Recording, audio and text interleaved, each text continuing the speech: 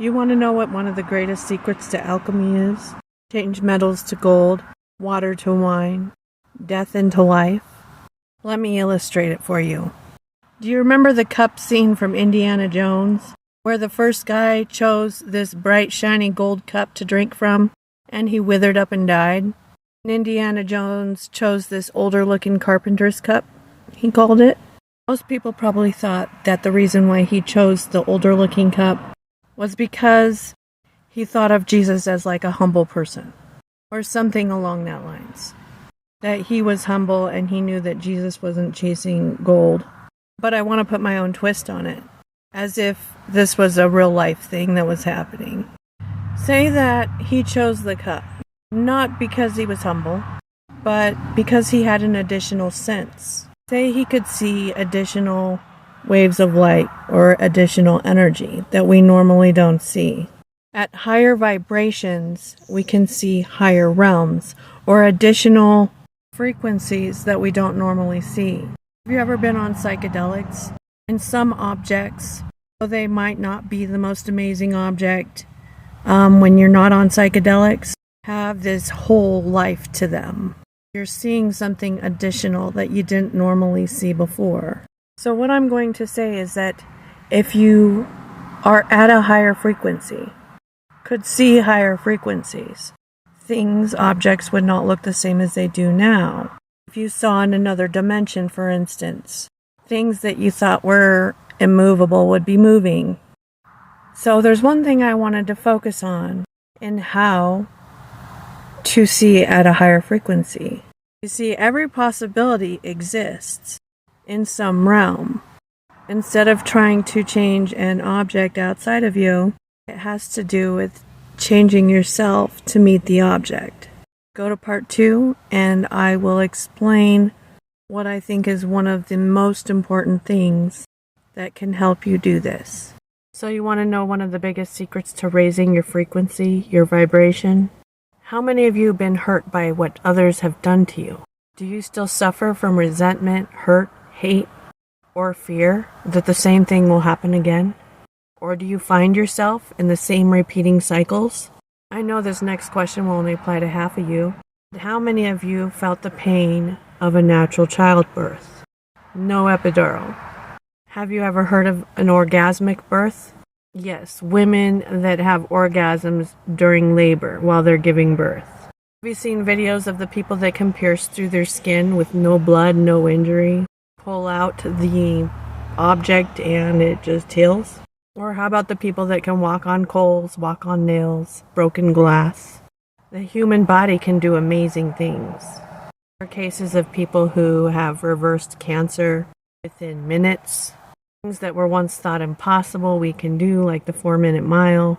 When I was pregnant with my 3rd child, I took this hypnobirthing class, and we were taught that the only reason why a woman feels pain during childbirth is because of fear. Fear is what causes the suffering. Those who have overcome it go so far as having orgasms. There's the Bible story that says women would be cursed with pain that was multiplied during childbirth. What I am saying, though, if there was no fear, there would be no suffering. That would apply to all suffering.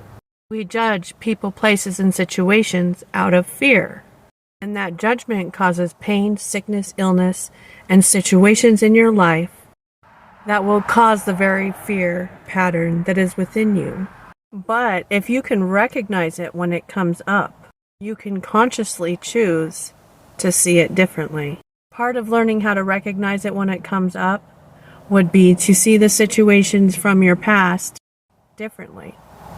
How many of you have had a child come up to you and tell you that you're fat or ugly? I know some people would be offended by that, but most people laugh or don't care. It doesn't bother you. You don't take it personally. But if someone who was an adult come up to you and said that, a lot of people would. Why is that? Most likely it's because you believe that their judgment of you has some type of weight, meaning you partially believe what they're saying. If you did not believe what they were saying whatsoever, it would actually not hurt. Same with if someone you love hurts you on purpose. You would not see it as your problem.